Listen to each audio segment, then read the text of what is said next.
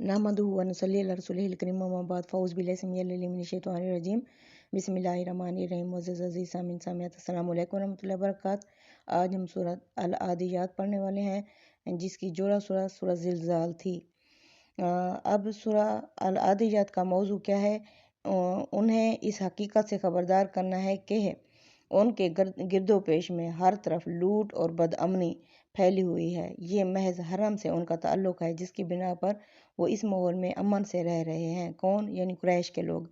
मुखातिब कौन है? कुरैश के लोग हैं जिनको अल्लाह ताला बता रहे हैं कि यानी मक्का में हर तरफ बदअमनी थी, लेकिन अल्लाह ताला ने हरम को अमन की जगह बना दिया, जिसकी बिना पर ये इतने खुशगवार माहौल में और अमन से रह रहे हैं। हक़ तो ये था कि खुदा की जो नेमतें इस घर के तुफ़ैल उन्हें हासिल हैं, उन पर वो अल्लाह का शुक्र अदा करते, लेकिन इसकी बजाय जो रवैया इन्होंने इख्तियार कर रखा है, उन्हें सोचना चाहिए कि उसके साथ उनका अंजाम क्या होगा। तो चलते हैं सूरह अल आदियात की तरफ। बिस्मिल्लाहिर्रहमानिर्रहीम। अल्लाह के नाम से जो सरासर रहमत है, जिसकी शफ़क़त अब्दी यानी हमेशा रहने वाली है। वल आदियात ज़बहा यानी गवाह हैं सरपट दौड़ने वाले घोड़े। फल मूरियाती कधा फिर वो जो अपनी टापों से चिंगारियाँ उड़ाते हैं। फल मुगीराती सुबह फिर वो जो सुबह सवेरे हमला करते हैं। फ़असरना बिही नक़आ फिर गर्दो गुबार उड़ाते हुए फ़वसतना बिही जमआ इसी गर्दो गुबार के साथ मजमे में जा घुसते हैं। इन्नल इंसाना लिरब्बिही लकनूद बेशक हरम के साए में अमन से रहने वाला ये इंसान अपने रब का बड़ा ही नाशुक्रा है। व इन्नहु अला ज़ालिका लशहीद बेशक वो खुद भी इस बात पर गवाह है। व इन्नहु लिहुब्बिल खैरि लशदीद और वो माल की मोहब्बत में गर्क हो चुका है या माल की मोहब्बत में बड़ा ही सख्त है। अफला यअलमु इज़ा बुसिरा मा फिल कुबूर फिर क्या वो नहीं जानता जब कब्रें उगलवाई जाएंगी। व हुस्सिल मा फी सुदूर और जो कुछ उनके सीनों में है वो निकाल लिया जाएगा या हासिल कर लिया जाएगा। इन रब्बाहुम बिहिम यौमइज़िन लखबीर उनका रब उनसे उस दिन खूब बाखबर होगा। अब अल आदियात से क्या मुराद है? यानी कि असल में अल आदियात इस्तेमाल हुआ है, इसके मानी दौड़ने वाले के हैं। आगे की यानी जो सिफात हैं उनसे वाज़ेह है कि इससे मुराद दौड़ने वाले घोड़े ही हैं। अब इसकी दूसरी आयत फल मूरियाती कदहा यानी फिर वो जो अपनी टापों से चिंगारियाँ उड़ाते हैं। अब ये इंसान की मकसद बरारी में घोड़ों की सरगर्मी और आतिश ज़ेर पाई की ताबीर है कि वो इस तरह दौड़ते हैं कि उनकी सुम्मों की ठोकर से चिंगारियाँ झड़ती हैं। घोड़ों के चूँकि आनी नाल होते हैं, इस वजह से जब दुश्मनों पर धावा करने के लिए पथरीली ज़मीनों पर दौड़ते हैं तो इनकी सुम्मों की ज़रब से चकमाक की तरह चिंगारियाँ निकलते हैं, गोया वो अपने मालिकों की रज़ाजोई में आग के अंगारों पर दौड़ते हैं। फल मुगीराती सुबह फिर वो सुबह सवेरे धावा करते हैं या हमला करते हैं।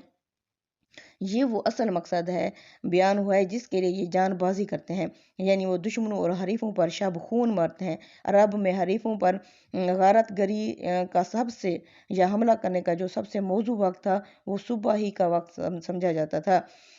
तो उस सुबह के वक्त जो सुबहान की यानी यहाँ असबाहा का नारा लगता था, तो वो इस बात की दलील थी कि यानी यहाँ हमला होने वाला है, गारत गरी होने वाली है।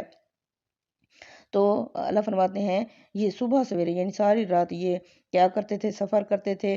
फिर जिस इलाके को इन्होंने फ़तह करना होता था या कब्ज़ा करना होता था, उस सुबह सवेरे घोड़ों की सुम्मों से गद्दो गुबार उड़ाते हुए वो उस आबादी में जा घुसते थे और वहाँ के लोगों को लूट लेते और उस पर काबिज़ हो जाते। अल्लाह आगे यानी है फ़असरना भी नक़ा फिर यानी गद्दो गुबार उड़ाते हुए।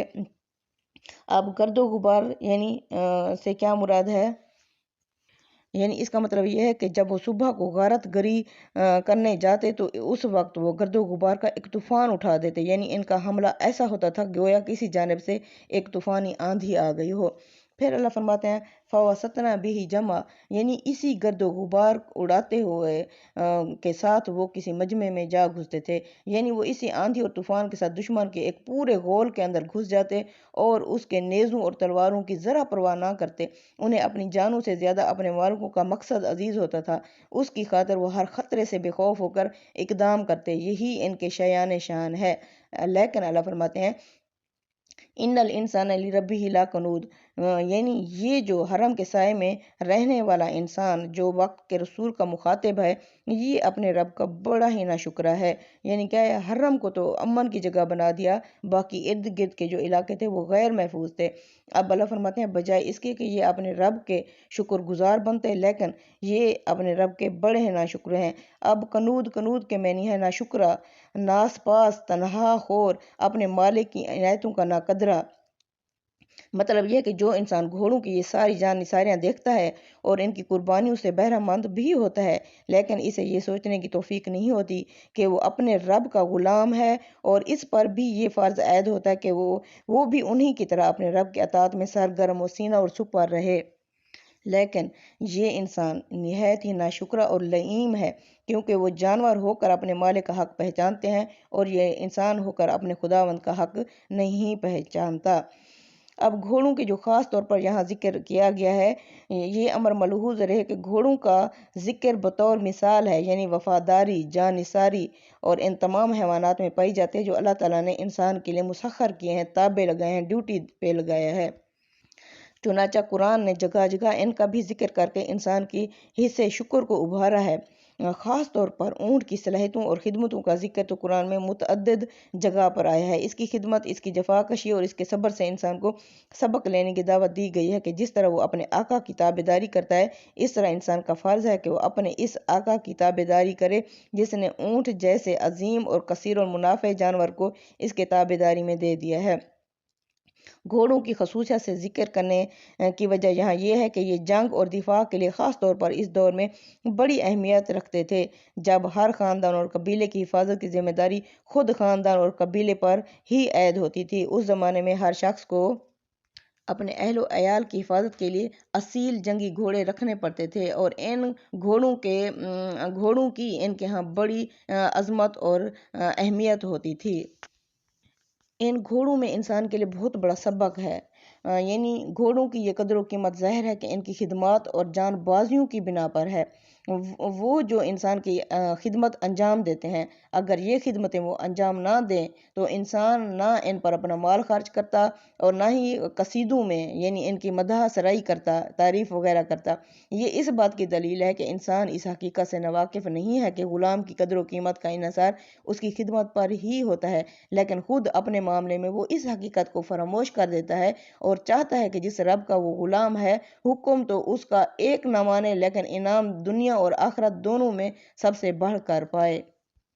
پھر انسان کی ناشکری کا ایک اور پہلو بھی ہے قابل توجہ ہے، جو کہ انسان نہ گھوڑوں کا ہی خالق ہے اور نہ ان چیزوں کا خالق ہے جن پر ان کی پرورش کا انحصار ہے، تاہم وہ نہایت بے جگری سے انسان کی خدمت محض اس وجہ سے کرتے ہیں کہ خدا نے ان کو اس کی خدمت میں لگا دیا۔ اس کے برعکس انسان کا حال یہ ہے کہ اللہ تعالیٰ اس کا بھی خالق ہے اور اس کے کام آنے والے تمام جانور اور معاش اور معیشت کا بھی خالق ہے اور اس کے جملہ اسباب اور وسائل کا بھی، لیکن وہ خدا کی بندگی کے حقوق اور فرائض سے بالکل بے پرواہ ہے۔ اللہ فرماتے ہیں وَإِنَّهُ عَلَىٰ ذَلِكَ لَشَهِيدٌ، آیت نمبر 7 میں، اور بے شک وہ یعنی اس بات پر خود بھی گواہ ہے، یعنی انسان خود گواہ ہے۔ فرمایا کہ اس کے ناشکرے پان پر کوئی دلیل قائم کرنے کی ضرورت نہیں ہے، وہ خود اس بات پر سب سے بڑا گواہ ہے۔ یہ فقرہ اس طرح کا ہے جس طرح سورہ قیامہ میں اللہ نے فرمایا بل للانسان علی نفسہ بصیرہ، بلکہ انسان خود اپنے نفس کو دیکھ رہا ہے، گواہ ہے۔ وَلَوْ أَلْقَىٰ مَعْذِرَةً، چاہے وہ کتنی ہی معذرتیں یا عذر بہانے کیوں نہ تراشے، یعنی جو بات انسان کی فطرت کے واضح تقاضے میں سے ہیں وہ دلیل کی محتاج نہیں ہوتی، اور ان کے حکم میں سب سے بڑی گواہی خود انسان کی اپنی فطرت اور اس کے ضمیر کے اندر موجود ہوتی ہے۔ انسان اگر ان سے گریز اختیار کرتا ہے تو اس وجہ سے نہیں کہ ان کے حق میں اس کو کوئی دلیل نہیں ملی، بلکہ ان کو وہ اپنے نفس کی یعنی سفلی، ذلیل، نیچی خواہشوں کے خلاف پاتا ہے، اس وجہ سے ان سے گریز کے لیے بہانے تلاش کرتا ہے۔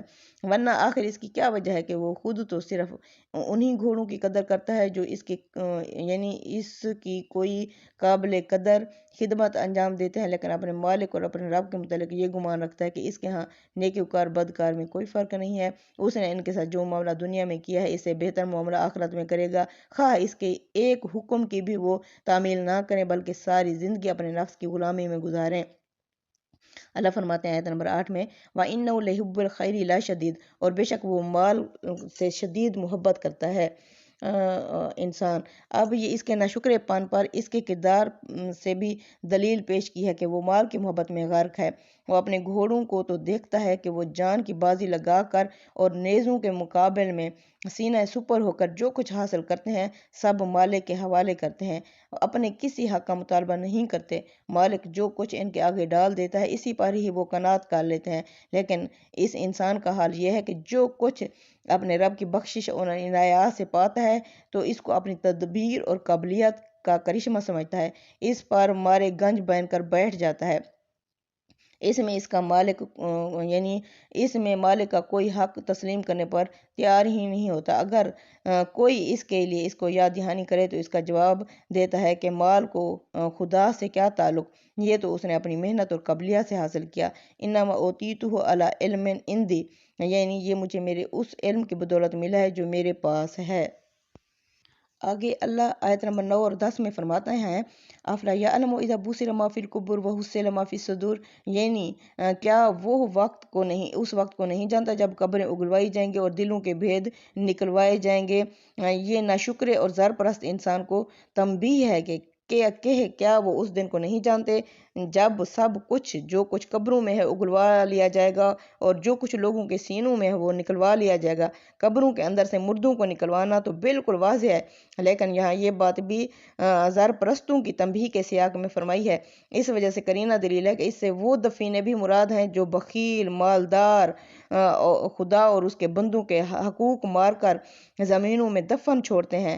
بوسرا کا معنی ہے کسی چیز جمع کی ہوئی چیز کو جائزہ لینے کے لیے پراگندہ اور متفرق کر دینا، یعنی اس دن کوئی چیز ڈھکی چھپی نہیں رہ جائے گی بلکہ ہر چیز سب کچھ سامنے آ جائے گی۔ اب وہ حصل ما فی صدور سے کیا مراد ہے، یعنی دفینوں کی طرح سینوں کے سارے راز بھی اکٹھے کر لیے جائیں گے تاکہ ہر شخص پر حجت قائم کی جا سکے کہ کس نے کون سا عمل کس محرک کے لیے تحت کیا تھا۔ یہ امر واضح رہے کہ کوئی شخص کتنا ہی غلط کام کیوں نہ کرے لیکن وہ اس کو جائز ثابت کرنے کے لیے کوئی اچھا یعنی محرک تلاش کرنے کی ضرور کوشش کرتا ہے تاکہ اپنے ضمیر کو چپ کرا سکے اور دوسروں کی تنقید اور تحقیر سے اپنے آپ کو بچا سکے۔ خاص طور پر وہ لوگ جو اپنے آپ کو مذہبی روپ میں پیش کرتے ہیں یا قیادت کے مقام پر فائز ہوتے ہیں یا ہونے کے یعنی خواہش رکھتے ہیں تو وہ اس کے بغیر کوئی کام نہیں کر سکتے۔ وہ اپنے باطن کو خلق کی نگاہوں سے چھپائے رکھنے کے لیے اس طرح کا کوئی لبادہ ضرور ایجاد کر لیتے ہیں۔ اس قسم کے شاطروں کو اس آیت میں تنبیہ کی گئی ہے کہ اس دن ان کے اعمال کے ریکارڈ کے ساتھ ساتھ ان کے محرکات کا سارا ریکارڈ بھی ان کے اور ان کے رب کے سامنے ہوگا، جس طرح سورہ زلزال میں اللہ نے فرمایا ان ربہم بہم یومئذ لخبیر، اس دن ان کا رب ان سے خوب باخبر ہوگا۔ یعنی اللہ تعالیٰ ہر شخص کے اعمال اور ان کے محرکات سے اچھی طرح باخبر آج بھی ہے، لیکن آج ہر چیز کو اشکارا کرنا اس کی حکمت کے خلاف ہے۔ البتہ وہ دن اس لیے ہوگا کہ سارا ریکارڈ ہر شخص کے سامنے رکھ دیا جائے، چنانچہ جب وہ رکھ دیا جائے گا تو وہ دوسرے بھی جان لیں گے کہ ان کا رب ان کے ظاہر اور باطن دونوں سے کتنا آگاہ ہے۔ صدق اللہ العظیم۔ تقبل منا انک انت السمیع العلیم وتب علینا انک انت التواب الرحیم۔ آمین۔